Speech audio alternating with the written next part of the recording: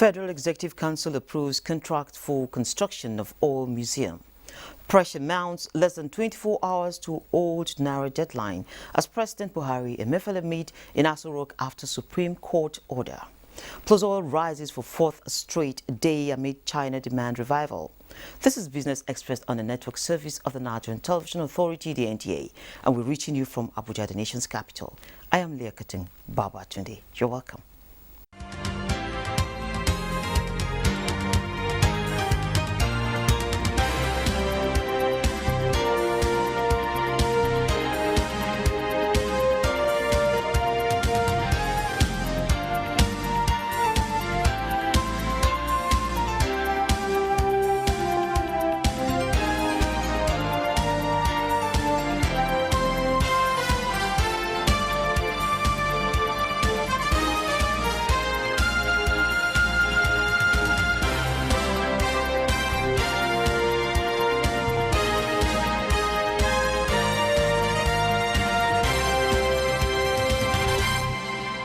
Very good morning to you, and we start by informing you that the Federal Executive Council has approved a 117 billion naira contract for the construction of an oil and gas museum and research center at Oloibiri, Bayelsa State. Minister of State for Petroleum Resources Timothy Silva announced this while briefing journalists after the meeting of the council presided over by President Muhammadu Buhari. And State House correspondent Adamu Sambo has the details. Oloibiri, Bayelsa State, is where oil in commercial quantity was first discovered in Nigeria over 60 years ago. The approval for the construction of the Oil and Gas Museum and Research Center there more than 3 decades after the project was conceived presented a unique opportunity to correct a historical oversight. Minister of State for Petroleum Resources Timothy Silva told the council that the museum would also preserve the heritage and developments in the oil and gas sector as data, equipment, and tools used in the Nigerian oil and gas industry will be stored for posterity. The research facility, he said, will also close a major gap in the nation's quest for homegrown technology inputs required to service exploration and production activities in the Nigerian oil and gas sector. So this actually is a major milestone and is expected to be a major legacy of Mr. President in the Niger Delta. The minister used the opportunity to reassure Nigerians that the federal government is not leaving anything to chance towards addressing the lingering fuel crisis in parts of the country. Aviation Minister Hadi Sirika also secured a 121.2 million naira approval by the council for technical support and maintenance of the Malam Aminu Kano International Airport Kano for a period of 12 months. From the State House, Adamu Sambu. And President Muhammadu Buhari on Wednesday met with the governor of the Central Bank of Nigeria, Godwin Emefiele, at the State House in Abuja. The meeting, which happened shortly after this week's Federal Executive Council meeting, comes hours after the Supreme Court restrained the federal government from implementing the February 10 deadline for the old 200, 500 and 1,000 naira notes to cease being legal tenders. On Monday, the governments of Kaduna, Kogi and Zamfara states had in a motion expletive filed by their lawyer Abdul Hakim Mustafa prayed the Supreme Court to stop the CBN's Naira redesign policy. A 7-person panel of the Supreme Court, led by Justice John Okoro, unanimously granted an interim injunction restraining the federal government, CBN and deposit money banks from implementing the February 10 deadline pending the determination of a notice in respect of the issue on February 15. The outcome of the meeting is yet to be known, but the visit by the Apex Bank chief is in connection to the ruling of the Supreme Court. Now, adapting to change can be an uphill task sometimes. That appears to be the case with the introduction of the redesigned Naira notes and the cashless policy by the Central Bank of Nigeria. Bosley Abel reports that though many decry the timing of the policy due to the immediate effect on their livelihood, more people are adjusting gradually to the new normal in financial transactions. It has been a roller coaster of events in the financial system due to scarcity of cash. Since the inception of this policy, the trend is changing, And most Nigerians seem to be adapting to the cashless policy reforms and cutting down on excessive spending. There's no time for extravagances any longer, the cashless policy. But like I said, if that could be improved upon, it could solve a variety of problems and more money will be in the system than in private hands. For a very long time, Naira has been abused. Understand? Because most time when I watch all this TikTok of 18, you see celebrities do wedding, people abuse the currency. So, and I think this is going to put a stop on it. Naira being a symbol of our country, I think we should give it the value it deserves. And I really encourage the government to stick to her guns.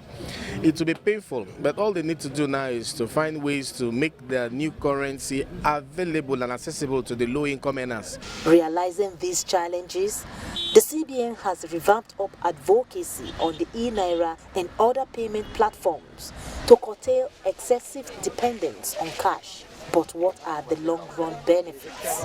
POS, USSD, mobile banking. But when you move money back to the banking industry, our money are no longer in the hands of people. The visibility around money supply and inflation can be taken because you have visibility around money supply. Enhanced security. So the counterfeit people will not be able to counterfeit it.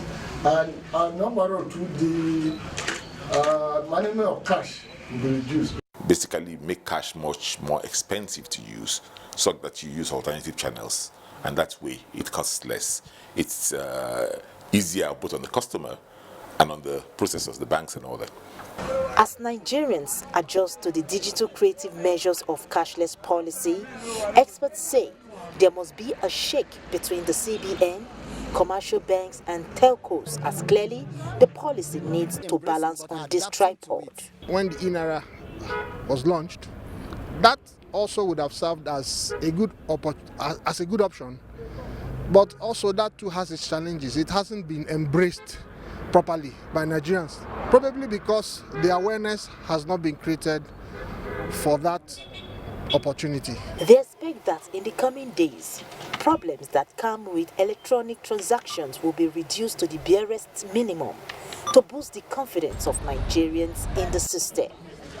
In Abuja, Bosede Able.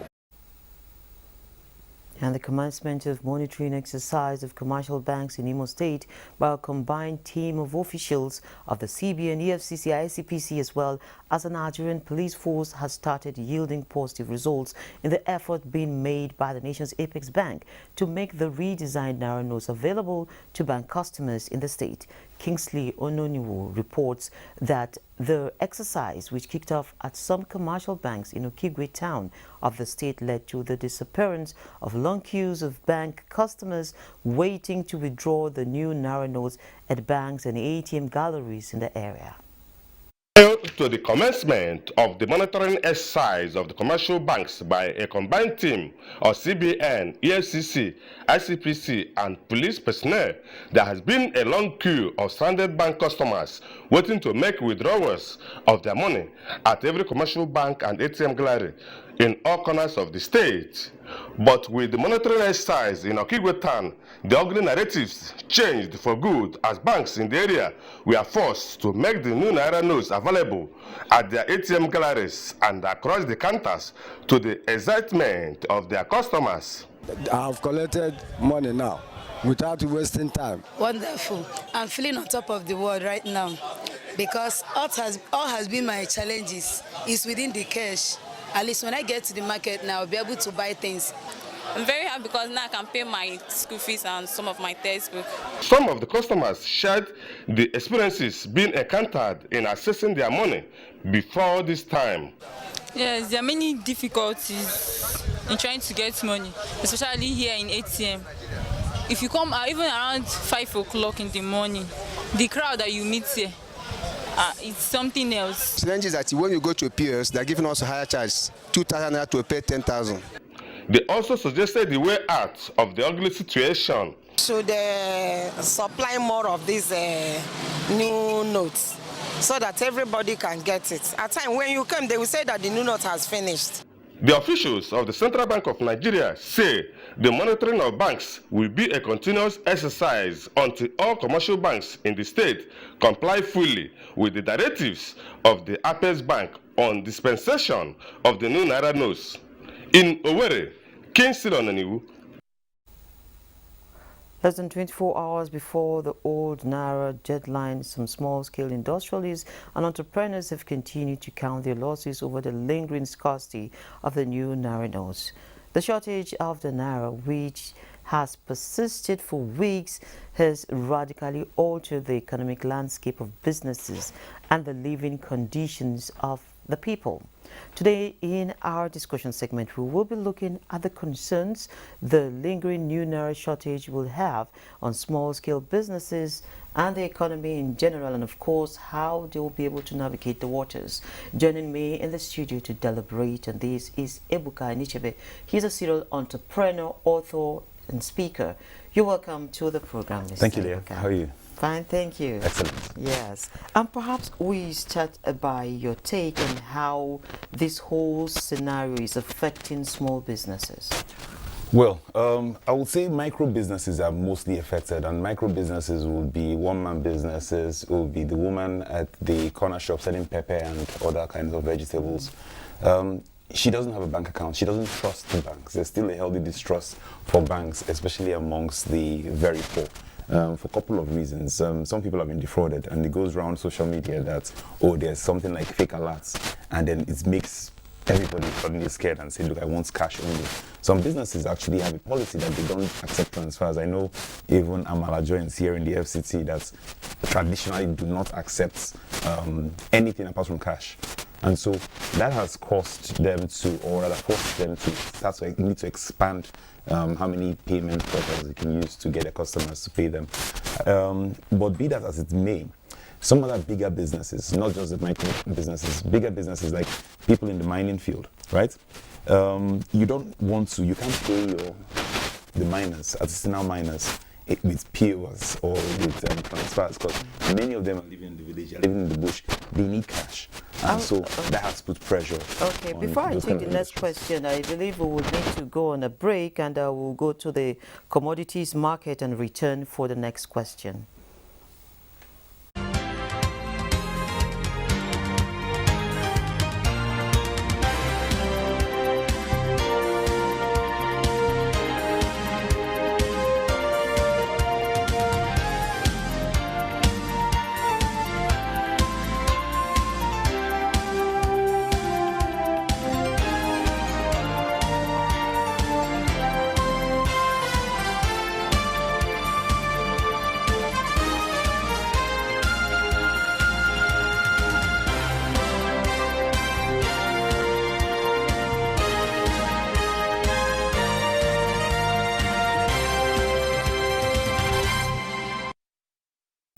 Well, after some housekeeping, we return to Mr. Naturebe, and you were mentioned before we went on that break, you were talking about the distrust between the micro business sector and the banking sector. Should that be a source of concern to we as a country? Well, definitely there's going to be need for behavioral change communications to be carried out along that subset of people, so that they don't see bankers like people that come in to grab their money, take their money, impose on them excess charges and all of that. And then we have to expand the number of ways whereby they can also transfer and carry out their transactions. So where banks are usually used to customers using apps to do transfers, we should perhaps become more robust in using short codes, start this, start that, right? So that they understand exactly how convenient and easy it can be for them to actually receive and make payments. Okay, you also made observation of some really worried about receiving fake alerts, for instance, and so who does this awareness? And then we are in a situation where the cash is simply unavailable. So what is the impact on businesses who do not want to go electronic? Well, if you don't go electronic, then your customers will have to go somewhere else to find whatever they're looking for. And if you're not a monopoly and there are other people willing to accept other ways, transfers, POS transactions, then of course you lose out. Ultimately, that's what's going to happen. So I'm seeing businesses already, because I operate in a number of sectors. So I'm seeing businesses, for example, in the food industry, people, if you go to the market now, people that erstwhile will tell you, oh, they wanted only cash. They're now willing to accept transfer, but they'll tell you, wait, please wait a moment, let me confirm and do that. So that's what's going on now. Yes, it's slow. Yes, it can be a bit frustrating, but that's change. Everything changes like that. I mean, in the beginning, it can be messy, but it's beautiful in the end, hopefully. Okay, yeah, hopefully. And so when this cash is not available, yes, and then you go electronic, and then just as you've observed, some things can really go messy. If you will be telling a small business owner what to do, what would you be telling the person? Try and get a POS machine that gives you an instant alert. That's because most of the POS will wait until the end of the day and then collate all the transactions and give you a final balance. But get a POS that gives you an instant alert. That will be one. Have several accounts, right? So that you're not stuck with one bank and the system is down. We know some big banks that are completely down for the last 48 hours. So have different accounts so that you're not caught into that trap of just relying on one person. And well, finally, to avoid being duped, be sure that at any given time, the phone that gets you alert has access to internet so that you can always check, especially for big transactions where it's likely this can happen. If you're selling cars or machinery of any form, you want to be sure that you actually check your bank ledger before releasing goods to your customers. Okay, and that would really help, right? It would really help to at least reduce the number of fraud cases which we are seeing in certain parts of the countries with people using this Yahoo Voice, using fake apps to generate payments and send it to you. If you're not aware, then you let it go, and then you have yourself to blame. But that's, you don't just only have yourself to blame. Because of that, you tell everybody, and then in your markets, everybody is connected. The moment that goes out, the entire market says, oh, they don't want to accept alerts again, only from customers that they know themselves. And then it suffers. I mean, the whole business suffers because business is built on trust. And without trust, without the bedrock of trust, then it's very hard to transact. So that has to be dealt into. Banks on their own have to also make efforts to ensure that the majority of the customers use USSD codes, and that has to be working. So I would expect that banks should step in at this point. Possibly some banks are doing this already, and they're even making the transfers free. There's no charge. That should be something that should be looked into to avoid the crowds you see in front of the ATMs. And yes, I also know that even the POS charges have been dropped recently to allow for seamless transactions. Yes. And yes, with the USSD, when these are the fears people have, but at least we know for a fact that the banks are not Father Christmas. Something has to give way, right? Yes. I mean, they won't do it forever, but I mean, 1 week wouldn't hurt. 1 week wouldn't hurt, and it can actually help for customer retention and loyalty. I saw a bank yesterday giving out soft drinks to the customers, right? Because I mean, when the customers come, they're huge. It's a crowd. It's not a queue. It's a crowd just outside there, and so they're giving out drinks, and then somebody said, oh, that they're trying to bribe them. I guess Nigerians are not used to good customer service, so they saw it as a bribe as opposed to just customer care. But be that as it may, I think more people should start to familiarize themselves. And there's always a bell curve when it comes to innovation. And you may not look at your ATM card as innovation, but to some people in the rural areas, it's still innovation. And there's a bell curve. And so these are the late laggards. You must at this point step in, do radio jingles in order to ensure that you're educating them on how easy it is to seamlessly use their phone to carry out these transactions. And of course, in languages. In languages, exactly. So Igbo, Hausa, Yoruba, and all the other minority languages, do that on radio, and hopefully you'll start to see in a couple of weeks, these skirmishes will start to reduce. Okay, I must sincerely thank you, Mr. Naturebe, for coming on the program this morning. And have a nice day. Thank you, you too. Thank you. So we move on. Nigeria has been ranked among countries with the lowest level of food security by the International Monetary Fund, the IMF. The fund stated in its just concluded Article 4 consultation with Nigerian authorities that the spillover effect of the war in Ukraine, which have been transmitted mainly through higher domestic food prices, worsened the effect of the pandemic, particularly on the most vulnerable, with Nigeria being among the countries with the lowest food security.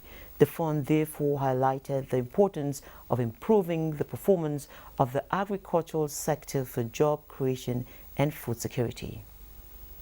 Now let's move to the exchange market.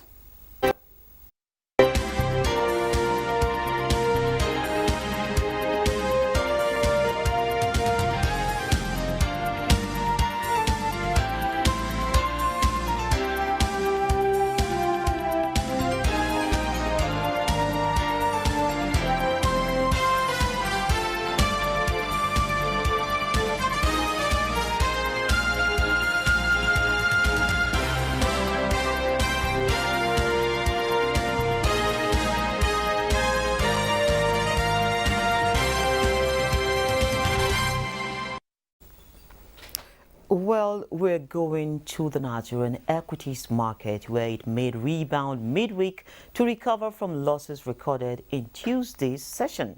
The all-share index logged a 0.23% rise to settle at 54,427.05 points, 151 million shares exchanged hands in 2,974 deals valued at 1.81 billion naira. Equity capitalization closed out the session at 29.644 trillion naira. Universal Insurance, Transcorp, and Guarantee Trust Company were the most sought after stocks. It is on this note, of course, that the market opened this morning. And investors are actually anxious to see how the trading will go at the close of business this Thursday. Away from home, Asia-Pacific markets trade mixed as investors weigh risk of more hikes ahead. Boss Abel has more from that market. European market opened higher Thursday as investors weighed up the economic outlook and interest rate trajectory. Stocks in Asia traded mixed on Thursday as investors assessed further risks of more rate hikes to come. The Shanghai Composite was 1.18% positive at 3,270.38 basis points, while Nikkei and the Hang Seng Index are negative. Stock futures in the U.S. rose Thursday morning as investors took in more big corporate earnings reports. Futures tied to the Dow Jones Industrial Average rose 107 points. S&P 500 futures added 0.3% and Nasdaq 100 futures gained 0.4%. Africa stocks opened mixed, with South Africa's JSE Africa Top 40 opening green, while Namibia's overall index begins red. Boss said Able, Business Express. And of course, we keep our eyes on the markets, and we've come to the end of Business Express for now. Remember, you can send in your comments, observations, questions, and suggestions. Also be informed that all previous episodes are available on YouTube on the NTA's channels. Of course, we're also available across the social media platforms. You can do good to just take a look. And we would also want you to know, just as we have discussed here, that if you run a business, you might find it expedient to activate an electronic channel. That way you don't lose out on businesses, because the competition is out there, and of course the crowd will naturally navigate to where they can have seamless transactions while we pan through the cash scarcity. Business Express returns Friday at 3 p.m. I am Leah Katung Babatunde saying, have a beautiful day and God bless Nigeria.